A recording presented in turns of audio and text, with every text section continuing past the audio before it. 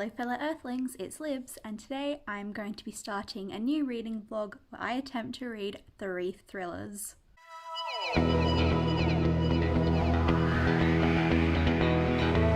So, as most of you know, I've been trying to diversify my reading, and part of that is also going to be reading some genres I don't tend to read a lot of, and thrillers don't tend to be quite my cup of tea, but I've kind of been thinking I should probably give them another go.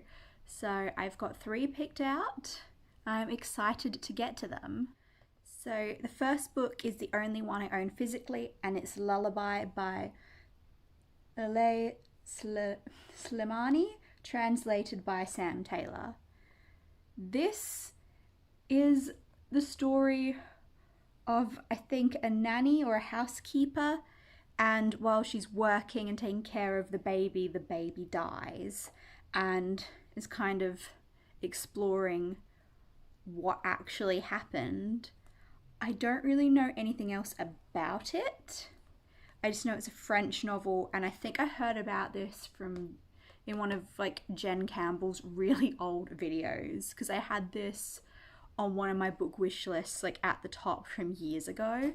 But I saw this on sale at one of my local bookshops and decided it is time to pick it up. So I'm actually quite excited to read this one because I've heard mixed things, but I feel like that's what happens with all thrillers, is people either seem to love them or hate them. So I'm really excited to give this one a go, and it's short, so we all know I love that. Okay, the next book I'm reading is an audiobook, and I'm reading it for this video but also for the Buzzword Readathon, because for the month of July the word is last, and I didn't own a single book with the word last in the title, so I just went on to the library app and had a look for any audiobook with last, and the only one that I was kind of interested in was The Last by Hannah Jameson. I don't know anything about this one really. I think it's okay. It says 1 hotel, 20 survivors. So I'm guessing there's going to be something creepy happening in a hotel and everyone's going to be trying to figure out what happened.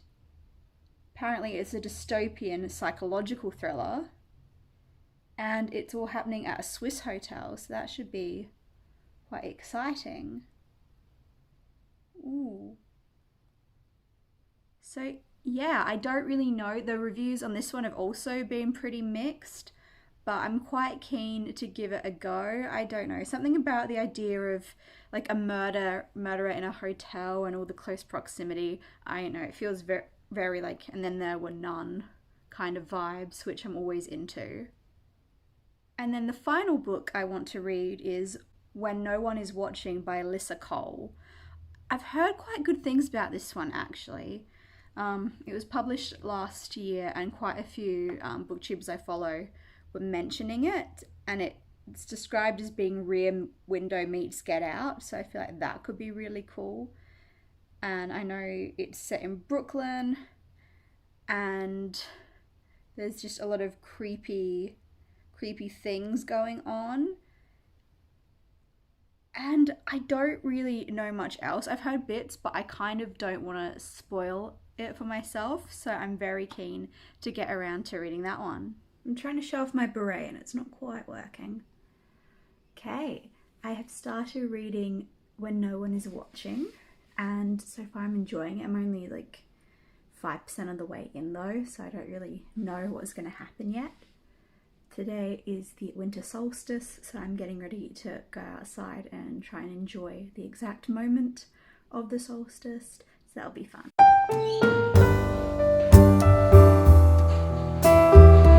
Okay, well I'm officially 50% of the way into When No One Is Watching. I have generally positive thoughts about the book at this stage. It's essentially about gentrification and taking that kind of to the extreme, and I'm really liking it so far. I've just seen a lot of reviews that say that it kind of falls apart in the second half, so I'm a little bit nervous. But I feel like there's always a lot of mixed reviews about thrillers, so I'm trying not to judge it by other people's opinions. It's about this woman named Sydney who's lived in Brooklyn her entire life, and this new guy who's moved in across the road from her, Theo, and they're kind of trying to put together this tour of their neighborhood in Brooklyn that's not just focusing on all the wealthy white people who've lived there. And then you've got people mysteriously kind of vanishing and trying to figure out what that's about. And yeah, I'm really into the idea of it, and so far I'm liking the writing a lot. I know the author has only ever written, or has never written a thriller before, and I think has mainly done romance novels, if I'm not mistaken. So I'm definitely getting those vibes coming through, but yeah, it's really good so far, and I'll let you know how I feel about it once we start uncovering some of the mysteries. Okay, well, I'm now 70% of the way through When No One Is Watching, and we're starting to get a couple of reveals. One, I don't even think I could classify as a reveal because it was obviously kind of what was going to happen. And then the other one, I kind of guessed half of it, so it wasn't the most surprising. I don't know, I just feel like at the 70% mark, a little bit more thrillery stuff should perhaps have happened. Maybe it's just because I'm a newbie to the genre, but I feel like more should have happened at this point. I'm still into the book. It's sitting around a 3-star at the moment. So I'm interested to see how this all ends. Oh, what is it doing? Okay, I have finished When No One Is Watching. I thought it was pretty good. I think I gave it 3 stars. I love the concept. I enjoyed the writing. I just feel like it was incredibly predictable, and there were a few moments where there was something that was supposed to kind of be like scary and making you question things, but because you knew the perspective from both characters, trying to like make it seem like one of them couldn't be trusted didn't quite work, because you already knew what they had done or what they hadn't done. It didn't really work when it tried to, I don't know, it didn't work for me. And then when you get the villain reveal, it's all very, it's extremely predictable, and it's very like evil mustache twirling villainy that doesn't have, I don't know, there's not really any like real development there. Like, you kind of know from the start exactly where this story is going to go, pretty much. And the few little twists that I did find were all very, very small, and I just think there was a lot of potential, but it just didn't feel very thrillery to me. I have also started reading The Last. I read what it was about, and I don't think I took in all of it.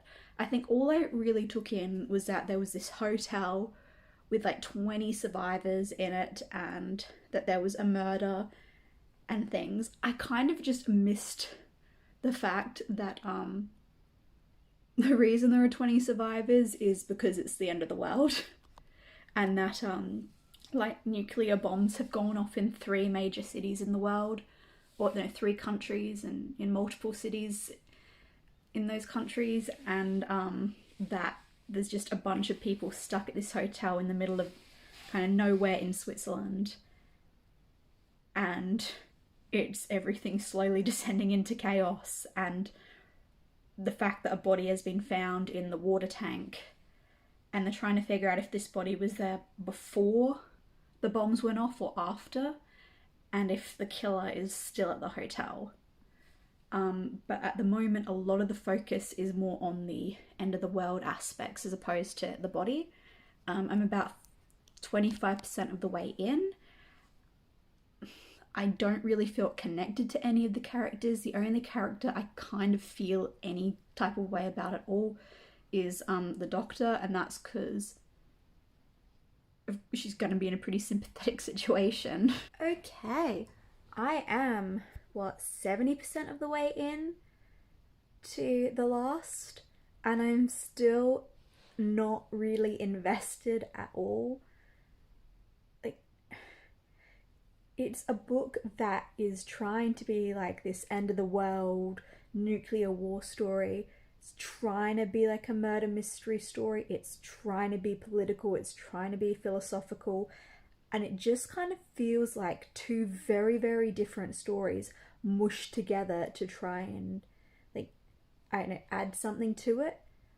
I'm far more interested in like the murder side, but that's only like being like maybe 5%, 10% like max of the book has been focused on that. And I don't care about any of these characters. Like, they're just very annoying, and the lead guy is just so sure that he's like a top-notch, brilliant person, but he's very much not. And even when he's somewhat self-aware, he kind of backtracks on everything, and he's super unreliable. It's just not my kind of book.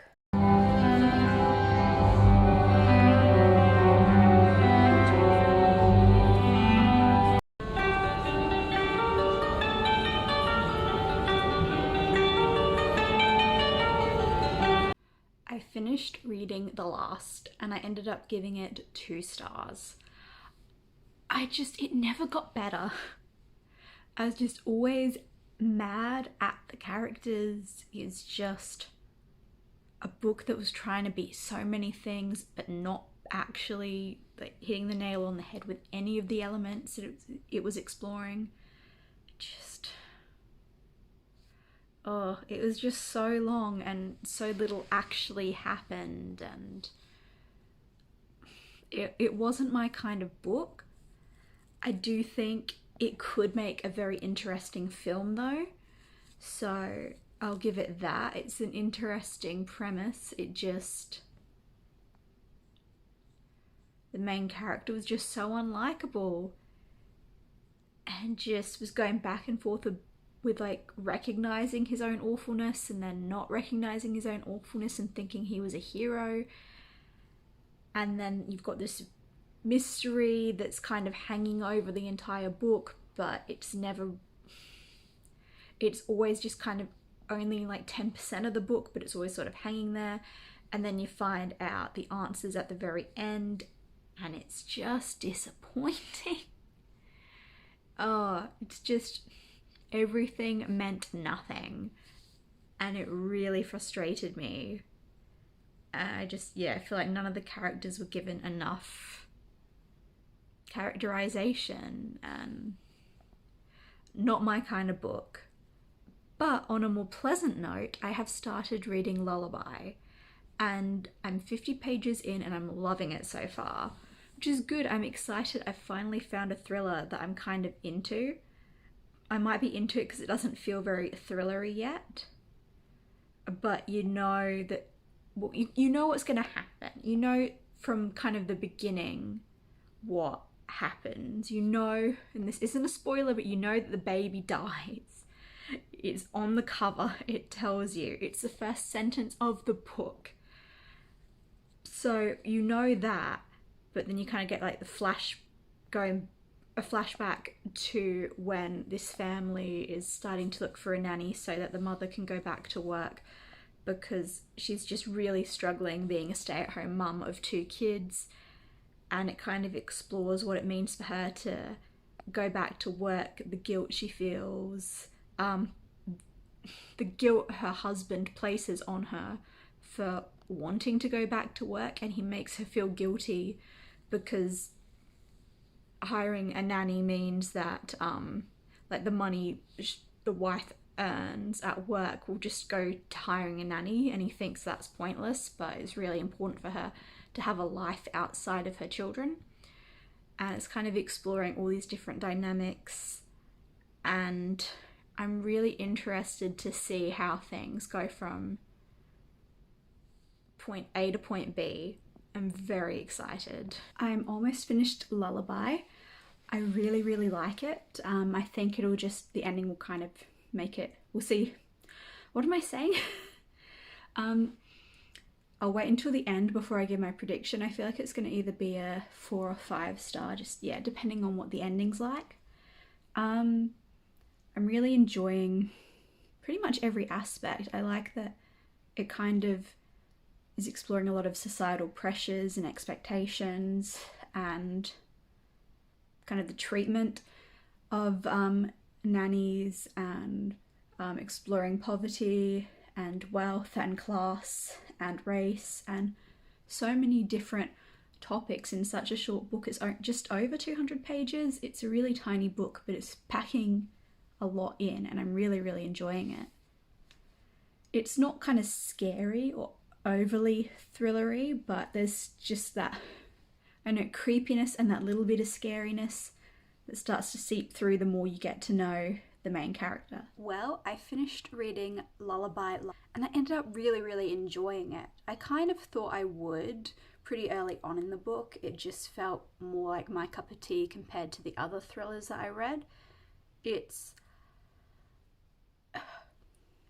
kind of weird because you know what happens from the very beginning, and it kind of just goes back to show you all the events that led to the crime being committed, but it never really tries to tell you exactly what any of it means. A lot of it's open to interpretation and kind of just looking at the facts of the nanny's lives, the lives of the children, the lives of the parents, and kind of just seeing how all these little things kind of fit together like a puzzle to reach the point where the crime's committed.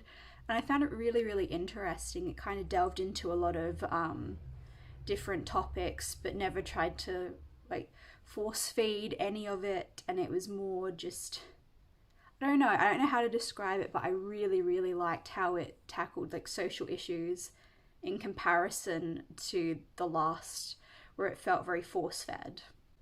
So I really, really enjoyed this book. I think the translator did an amazing job with it. It was really easy to read. It's a very short book. All the sentences are very short and to the point, and there's not a huge amount of description, but it worked really well for this book, and I really enjoyed it. I think if you like a lot of like action and drama and things happening, you won't like this book. But if you're more interested in kind of more of a character study, it's really, really good. Yeah, I really loved it. I preferred it a lot. So that's it. I've read the three thriller books that I wanted to read. I don't know how I feel about the thriller genre. I feel like maybe I read a good range. So I think, what was it? I gave the last 2 stars. When No One Is Watching, 3 stars. And then Lullaby, 4 stars. So, I mean, there were books I liked and a book that I really didn't. But that was quite an enjoyable experience. I liked that experiment quite a lot. It's always fun to read a genre you don't read a lot of. And yeah, I'm interested to read more thrillers. Let me know in the comments what your favourite thrillers are, and particularly if they're more like character study, psychological ones, because that seems to be what I enjoy the most. And yeah, I will see you next time. Bye.